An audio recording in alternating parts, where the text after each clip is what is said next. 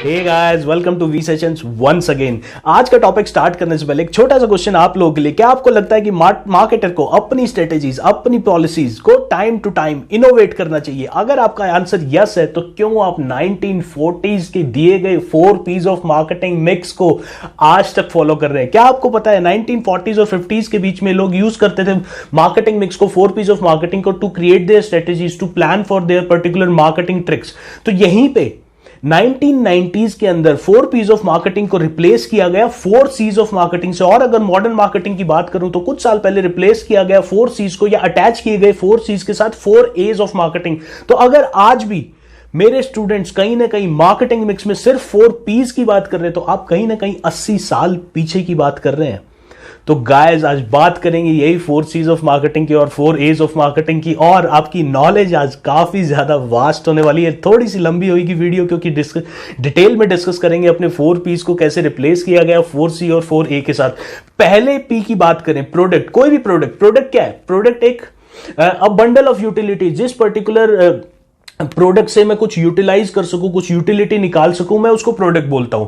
तो जैसे कि अगर मैं इस वॉच की बात करूं तो मैं इसको डेली यूज करता हूं, इसमें टाइम देखता हूं, तो मेरे को कहीं ना कहीं कुछ यूटिलिटी देती है। स्पेक्स की बात करूं तो मुझे यूटिलिटी दे रहा है। लेकिन मॉडर्न मार्केटिंग कहता है कि भाई 4 P's के अंदर प्रोडक्ट सिर्फ अकेला अब काफी नहीं है कि मैं सिर्फ प्रोडक्ट की बात करूं। और मार्केटिंग जहां बोलती है कि marketing is all about studying the need, wants and demands of the consumer and then you produce the product. तो अब मैं बात कर रहा हूं कस्टमर की। अब मैं प्रोडक्ट ओरिएंटेड नहीं हो सकता, अब मैं कस्टमर ओरिएंटेड हूं। और मैं बात कर रहा हूं एक कॉमोडिटी की। मैं उसमें से डिराइव करने की कोशिश करता हूं कि मुझे बेनिफिट क्या मिलेगा उसके अंदर से। तो पहले पी को रिप्लेस किया गया कस्टमर और कॉमोडिटी के साथ। कुछ लोग कॉमोडिटी को यूज करते हैं प्रोडक्ट की जगह और कुछ लोग यूज करते हैं कस्टमर को। मेरा मानना है कि यहां पे कस्टमर ज्यादा फिट होता है, क्योंकि अब बात करते हैं मार्केटिंग के अंदर हम सबसे ज्यादा कस्टमर या कंज्यूमर के बारे में।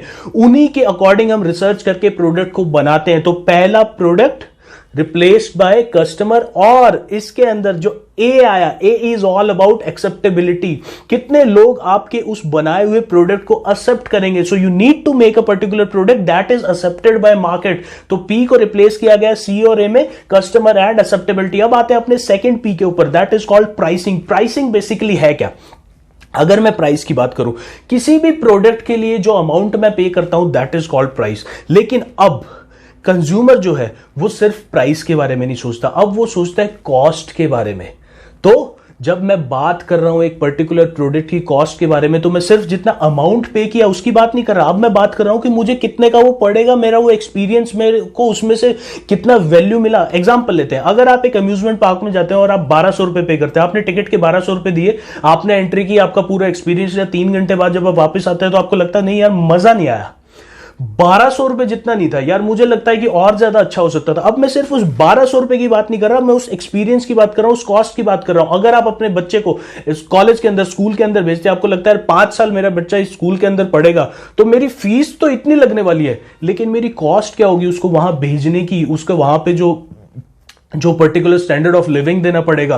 तो अब मैं उस कॉस्ट की बात करता हूं, अब मैं सिर्फ पर्टिकुलर अपने मार्केट प्राइस की बात नहीं कर सकता। तो यहीं पे आता है मेरा सेकंड ए, जो है affordability. You need to fix a particular price जिसकी कैपेबिलिटी हो कंज्यूमर की पे करने की, जिसकी अफोर्डेबिलिटी हो कंज्यूमर की पे करने की, तभी वो उस पर्टिकुलर सर्विस को, तभी वो उस पर्टिकुलर प्रोडक्ट को परचेज करेगा। अब आएंगे अपने थर्ड पी पे, that is called place mix. अगर मैं प्लेस की बात करूं तो प्लेस क्या है? पहले हम देखते थे कि भाई मेरा प्रोडक्ट क्या, मैं डिस्ट्रीब्यूशन चैनल क्या होगा, मेरे प्रोडक्ट की अवेलेबिलिटी कहां कहां पे होगी, कितने मिडलमैन होंगे, रिटेलर कितने होंगे, होलसेलर कितने होंगे।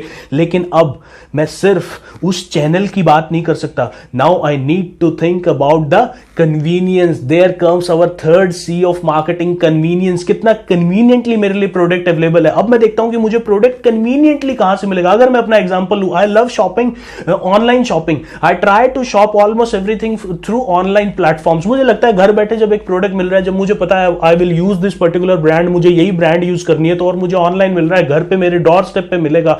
आई need not to go to market, अपना पेट्रोल लगाने की जरूरत नहीं है।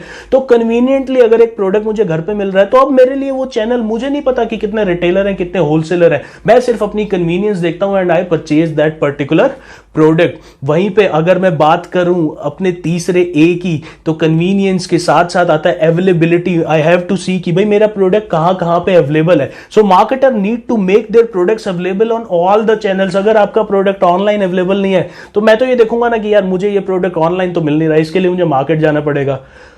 मार्केट में जाना नहीं चाहता, प्रोडक्ट मुझे घर बैठे चाहिए, तो चल ठीक है यार इसका सब्स्टिट्यूट प्रोडक्ट, ये सेम प्रोडक्ट मिल तो रहा है, सेम ब्रांड तो है, बहुत ज्यादा डिफरेंस तो है नहीं ब्रांड्स के अंदर, इतने ही प्राइस में मुझे ये प्रोडक्ट मिल रहा है, तो मैं बहुत जल्दी स्विच कर लूंगा. कंज्यूमर बहुत जल्दी स्विच करता है, इसलिए आपको कन्वीनियंस और अवेलेबिलिटी पे ध्यान देना बहुत ज्यादा जरूरी है. वहीं पे बात करेंगे अपने 4th P की, प्रमोशन. प्रमोशन कहीं ना कहीं बहुत ज्यादा कंफ्यूज किया जाता था. बहुत ज्यादा लोग बोलते थे promotion is all about advertising. Promotion का मतलब कि भाई आप मार्केटिंग कर रहे हैं. कुछ लोग कहते थे मार्केटिंग ही प्रमोशन है, कुछ लोग कहते थे सिर्फ एडवर्टाइजिंग ही प्रमोशन है. तो कहीं ना कहीं और एक वन वे कम्युनिकेशन कहीं ना कहीं प्रमोशन साउंड करता था, तो इसलिए उसको रिप्लेस किया गया कम्युनिकेशन के साथ. जब कम्युनिकेशन की बात करते हैं तो communication is a two way process. Communication एक 2-वे प्रोसेस है और इसके अंदर मार्केटर चाहता है कि मुझ तक वो इंफॉर्मेशन आए कि मेरे कंज्यूमर की रिक्वायरमेंट क्या है, मैं जो रिसर्च कर रहा हूं मुझे फीडबैक मिले, मेरी आफ्टर सेल सर्विस के अंदर ये चीजें होनी चाहिए. तो वहां पे और जो मेरा चौथा ए आता है दैट इज अवेयरनेस. तो मैं कहीं ना कहीं कम्युनिकेट कर रहा हूं टू क्रिएट दैट अवेयरनेस. अगर आपको दिन में 2 बार मैसेज आता है अमेजॉन से that this particular sale is going, if you will pay this particular amount from Amazon pay, तो आपको इतने क्रेडिट पॉइंट्स मिलेगा. मिंत्रा का आता है कि हमारी ये this particular sale is going to start at 8 PM today and if you will buy these particular product then you will get these credit points. तो वो क्या कर रहे हैं, वो आपको अवेयर कर रहे हैं, they are communicating with you. और परचेज करने के बाद आपको फीडबैक फॉर्म आता है. आप अगर ऑनलाइन परचेज करते हैं तो ऑलमोस्ट हर परचेज के बाद they send you a feedback form जिसमें you can tell your experience. आप रेट कर सकते हैं अपनी सर्विस को, उनकी सर्विस को, अपने एक्सपीरियंस को उनको बता सकते हैं. तो जहां से marketer can improve their services. तो 4th P प्रमोशन को कहीं ना कहीं रिप्लेस किया गया कम्युनिकेशन एंड अवेयरनेस के साथ. तो अगली बार अगर मार्केटिंग मिक्स आपसे कोई पूछता है, don't stick yourself to only 4 P's of marketing. You need to be aware of 4 C's of marketing and 4 A's of marketing. बहुत ज्यादा हेल्पफुल है, इंटरव्यू में बहुत ज्यादा हेल्प करने वाले हैं, आपकी प्रोफेशनल लाइफ में बहुत ज्यादा हेल्प करने वाले हैं, और आपकी नॉलेज थोड़ी सी वास्ट जरूर हुई होगी. अगर मैंने किया है थोड़े से टाइम में अच्छे से डिस्क्राइब, तो why don't you subscribe. Thank you so much guys, stay tune for my next video. बहुत ही जल्दी आऊंगा एक और नए इंटरेस्टिंग टॉपिक के साथ. Thanks for attending V sessions.